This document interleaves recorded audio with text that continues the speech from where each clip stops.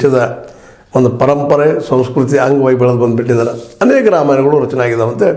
ಸಾಕಷ್ಟು ನೀವು ಈಗಾಗಲೇ ರಾಮಾಯಣದ ಬಗ್ಗೆ ಅಭ್ಯಾಸ ಮಾಡಿದವ್ರಿಗೆ ಬಿಡಿಸಿ ಹೇಳಬೇಕಾಗಿಲ್ಲ. ನೂರಾರು ರಾಮಾಯಣಗಳು ಎಲ್ಲರೂ ತಮ್ಮ ತಮ್ಮ ದೃಷ್ಟಿಯಲ್ಲಿ ತಮ್ಮ ರಾಮನನ್ನು ನೋಡ್ಕೊಂಡಿದ್ದಾರೆ. ಇವತ್ತು ನಮ್ಮವರು ಸಹಿತ ತಮ್ಮ ದೃಷ್ಟಿಯಲ್ಲಿ ರಾಮನನ್ನು ವಿಶ್ಲೇಷಣೆ ಮಾಡಿದ್ದಾರೆ.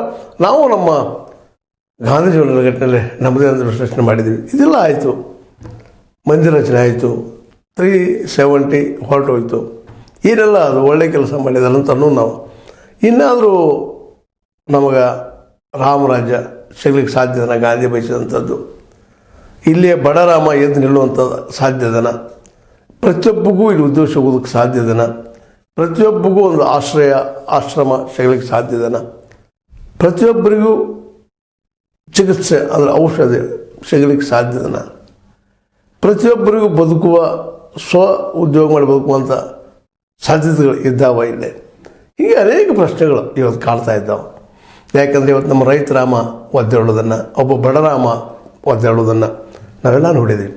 ಇಂಥ ಸಂದರ್ಭದಲ್ಲೇ ಒಂದು ಭವ್ಯ ದಿವ್ಯ ಮಂದಿರವನ್ನು ಏನಪ್ಪ ಇನ್ನೂ ಪೂರ್ತಿ ಮುಗಿಸಲಾರದ ಉದ್ಘಾಟನೆ ಮಾಡಿದಂಥ ನಮ್ಮ ನರೇಂದ್ರ ಮೋದಿಯವರ ಈ ಫಂಕ್ಷನದಲ್ಲೇ ನಾವು ನೋಡಿದ್ದೀವಿ. ನೂರಾರು ಜನ ಕಾರ್ಪೊರೇಟ್ಗಳು, ಫಿಲ್ಮ್ ಸ್ಟಾರ್ಗಳು, ಹೈಯರ್ ಕ್ಲಾಸ್ನ ಬಂದಂಥ ಜನ ಮಾತ್ರ ಅಲ್ಲಿದ್ದರು. ಅಲ್ಲಿ ಯಾವ ಸಂತರನ್ನು ಬಿಟ್ಟರೆ ವಿಶೇಷವಾಗಿ ಯಾವ ಬಡ ವ್ಯಕ್ತಿಗಳು ಅಥವಾ ದುಡ್ಡು ತಿನ್ನುವಂಥ ಯಾವ ವ್ಯಕ್ತಿಗೂ ಅವಕಾಶ ಇರಲಿಲ್ಲ ಅನ್ನೋದನ್ನು ಸಹಿತ ನೋಡಿದ್ದೀವಿ.